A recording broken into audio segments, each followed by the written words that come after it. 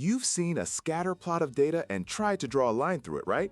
But your line, my line, and the statistician's line will all be different. That's just guesswork. To find the one mathematically perfect line of best fit that everyone can agree on, we use a tool called linear regression. It works using the least squares method. Imagine every data point has a vertical distance to your line. That's called a residual. The method squares all these distances to make them positive, then adds them up. The line that produces the smallest possible total is the winner. It's statistically perfect. If the line passes exactly through every single point, the total error is simply 0. This winning line has a familiar equation, y equals mx plus c. The most important number here is m, the gradient. It's the rate of change. If a taxi's cost is modeled by y equals 3x plus 5, where x is kilometers, that 3 tells you every kilometer costs an extra $3.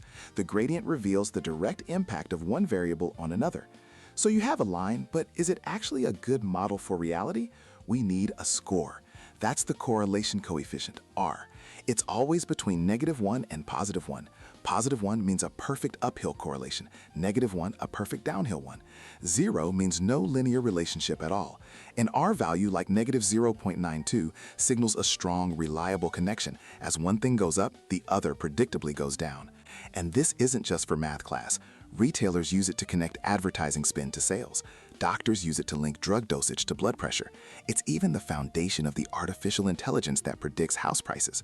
Linear regression finds the simple, powerful line that brings order to chaos and helps us forecast the future.